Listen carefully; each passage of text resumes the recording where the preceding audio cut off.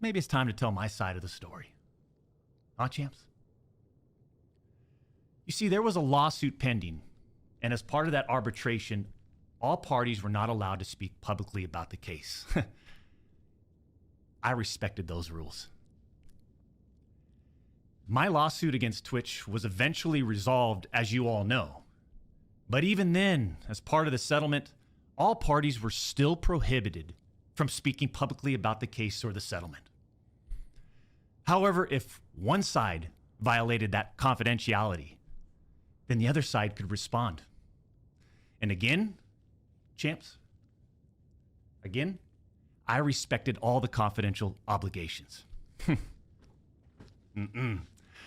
But apparently Twitch's own disgruntled employees didn't feel the need to abide by those same obligations. Cody Connors, ex-Twitch employee, wasn't even involved, leaks Twitch's reported reason. Years later, Cody, why do this? What was the point? This was settled professionally. And you, knowing how black and white the internet is, you decided, you fucking rat, to leak the reported reason Twitch banned me in 2020. I mean, for what? Cody, why?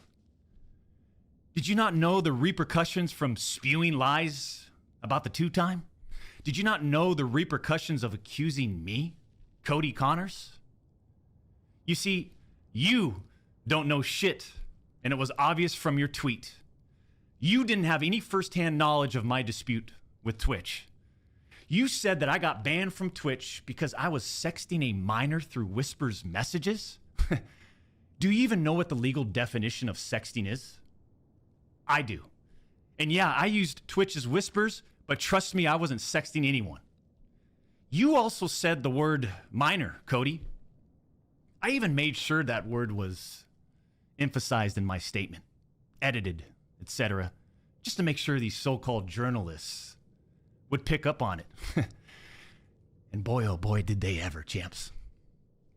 When you and all these so-called journalists, Cody, fired off your tweets, did any of you consider that the Twitch user may have been over the legal age of consent at the time of the messages? You didn't. Neither did any of these journalists, and neither did Twitch at the time of the ban. You also tried to tell the world that I was trying to meet up with this user at TwitchCon, but you're wrong. Let's set the record straight. I never intended to meet this user ever. We never made plans to meet at TwitchCon or anywhere else, and in fact, we never met in person ever. Your bullshit accusations gave false courage to other former Twitch employees to make shit up as well. I suspect all of you sort of planned and coordinated this attack. These big-time publications, these journalists, these various outlets are sort of just gossip channels now, don't you think, champs? They act like they're just gossip channels now, without any real journalism and real research happening. They report on all this based on leaks from two former Twitch employees, one of whom was supposedly on the trust and safety team. If these anonymous sources worked on the trust and safety team at the time of my Twitch suspension in 2020, then you would hope they would tell the truth. But apparently that's just too much to ask. If these former trust and safety team members, and by the way, I know exactly who they are, actually had firsthand knowledge, then what they conveniently left out is, one, Twitch's trust and safety team, the same employees that decided to ban me, internally admitted that the Whisper messages were not sexting. And two, Twitch's trust and safety team, the same employees that decided to ban me, internally acknowledged that the Whispers did not constitute child sexual abuse material CSAM. I'll say it again. Neither I nor the Twitch user exchanged any sexual graphic messages or images. Cody Connors and these other anonymous sources are trying to paint a picture that I was exchanging sexually explicit messages and photos with this Twitch user. That never happened. I even used the word inappropriate purposely. And look at how it was defined by everyone, champs. Huh? Including these defaming articles. I'm sorry, but mutual bantering with inappropriate jokes taken out of context should have never led to me getting banned from Twitch in the first place. I mean, how would each of you look if all of your private DMs, your text messages, your chats were looked at, dissected, and taken out of context by someone who's deliberately trying to find something inappropriate in those words? And this is not a situation where a victim publicly accuses someone of wrongdoing. That never happened here. We're talking about allegations that Twitch made against me as a half-baked reason for justifying their actions of suspending and shutting down my channel. Allegations that Twitch made without even a legal analysis of whether the whisper messages were legal.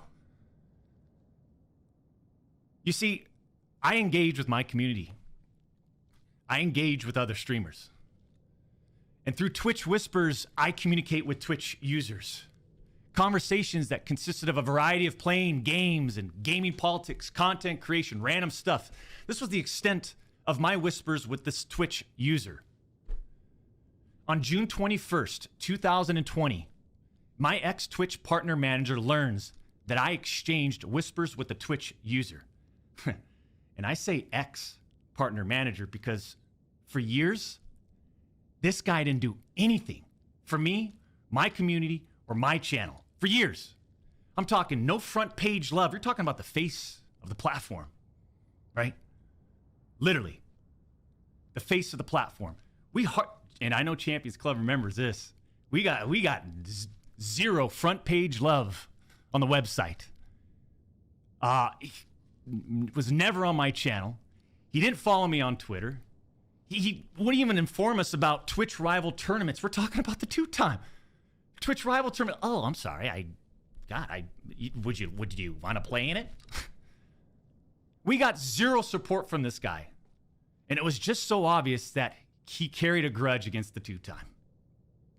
So after we signed with Twitch in 2019, we asked for a new partner manager. And just a few months later, that ex-Twitch partner manager is directly involved with getting me banned. Coincidence?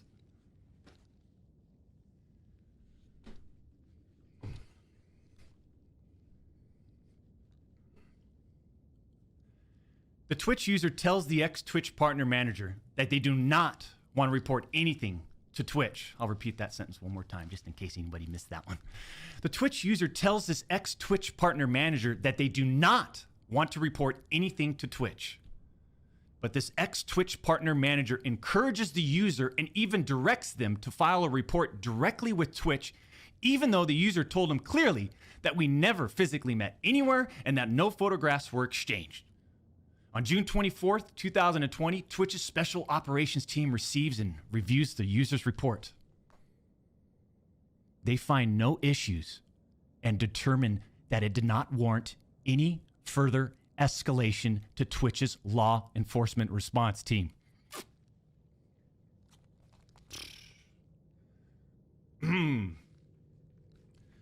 That would have been the end. That should have been the end. But that partner manager, oh boy, did he had it out. He had it out for the two-time. He finds out that no further action will be taken, so what does he do? He personally escalates the report to a friend on the Twitch's LER team. The LER team, remember, that's the Twitch's law enforcement response team. He escalates the report to a friend on Twitch's LER team. So a day later, on June 25th, the LER analyst pulls the entirety of the whisper messages and begins discussing them with his director of the LER team. Mind you, this director is on vacation at that time and does not have access to their computer or work files. Let me just remind you, I went through a multi-year, big-time arbitration, okay? And, you discover a lot of stuff. Mind you, this director is on vacation at that time. The LER analyst cherry picks and sends a few targeted excerpts out of context from the whisper messages to this director. Now, if you do this, you can make anyone's messages look inappropriate, even when they aren't. Within less than 1 hour, this LER analyst and his director have made the decision to suspend me from Twitch. Twitch submits a report to NCMEC. You guys all read those little articles, huh? The NCMEC. Twitch submits that report. The National Center for Missing and Exploited Children. Guess what? As far as I know, and over 4 years have passed, they didn't do anything with the report.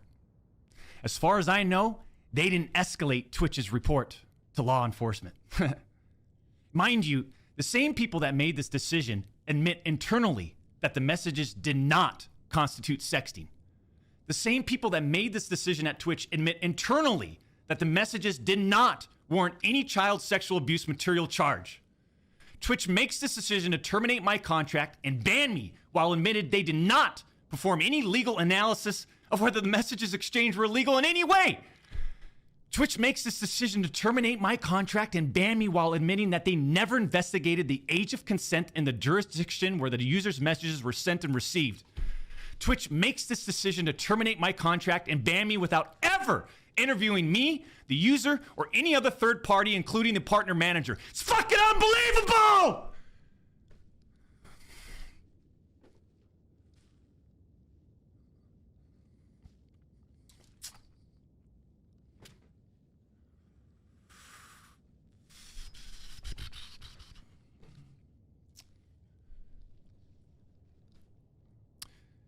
I'm not going to get into every detail regarding my legal case, but these former Twitch employees that claim to have firsthand knowledge, they just don't have a clue. They didn't report any facts. The judge in the case determined that the whispers were not illegal. So then why did Twitch use these messages against me? Why did Twitch treat the doc so differently from their other streamers? I mean, outside of the obvious. I mean, just take a look at me. Unfiltered. The realest motherfucker in this industry. 6'8", gorgeous, athletic, successful, college degree, college athlete, bourbon business, gaming studio, beautiful family.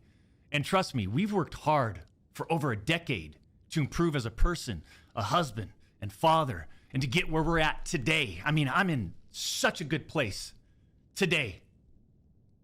And all these people, they all act like they're just so perfect. I'm not perfect.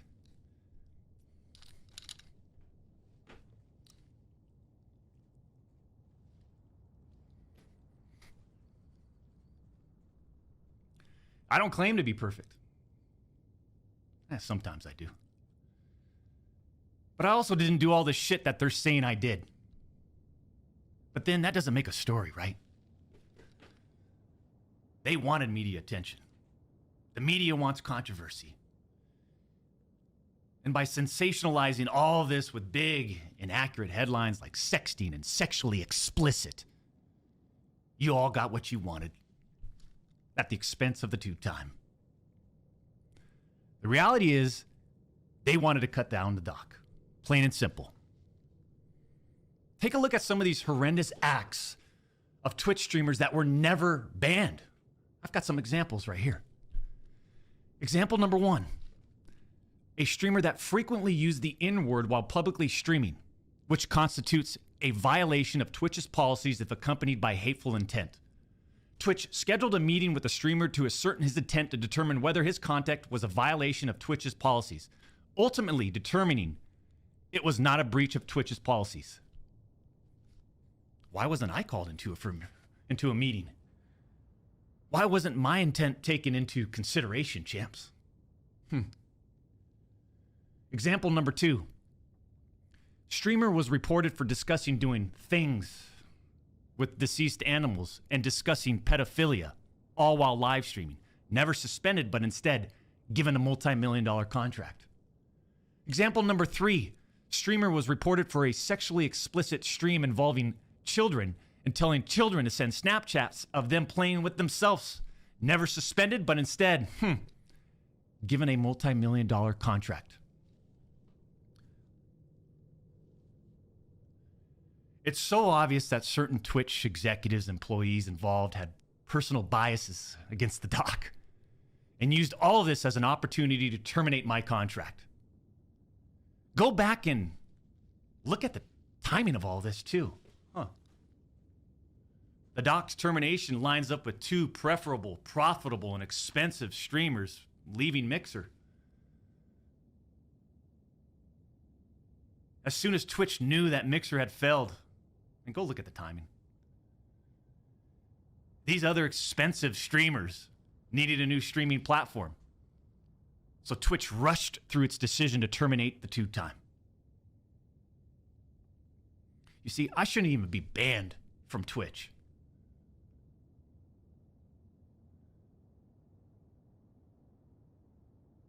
It has affected us on so many levels. Back in 2020 and now in 2024.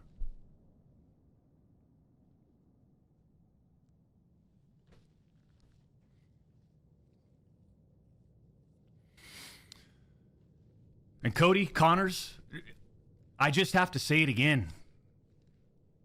Why would you do this? Like I said, this was handled professionally years ago. No fucking wrongdoing. But because of you, Cody, we just lost. Fuck, man.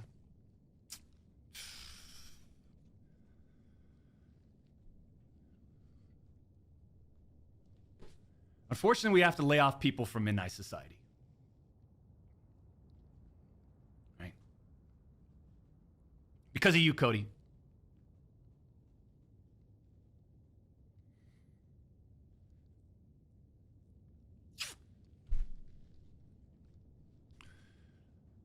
You know, through all this, we are where we are. And like a fucking man, I'll accept it. What I don't accept is sitting quietly by and let these idiots attack me with false accusations. No. For all these doc haters out there too, oh man, the ones that project and project and project and project and worry about everyone else's problems, right? I can't understand that mindset. I could care less. We've always stayed in our lane. But somehow, some way, these people, they just get in our lane. For all you doc haters, I'm sure you'll dissect all of this and still find a way to publicly criticize me. Do what you need to do. I'll say this isn't for you. This was for my team today, my community, my friends, La Familia that have supported me. And I'm not denying the exchange of whispers, champs. I'm not denying that to all of you out there. It looks bad. I have no way of knowing if the Twitch user thought our exchange of whispers was inappropriate. If it was, I apologize. All I know is that I never did what Twitch, Cody Connors, or the public is claiming that I did.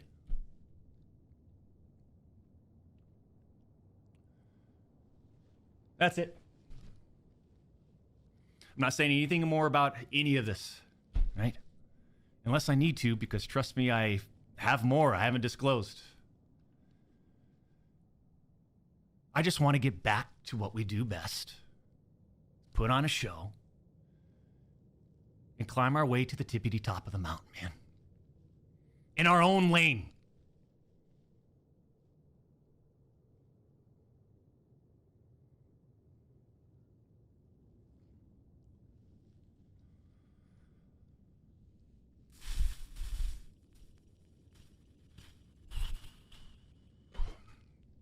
That's it.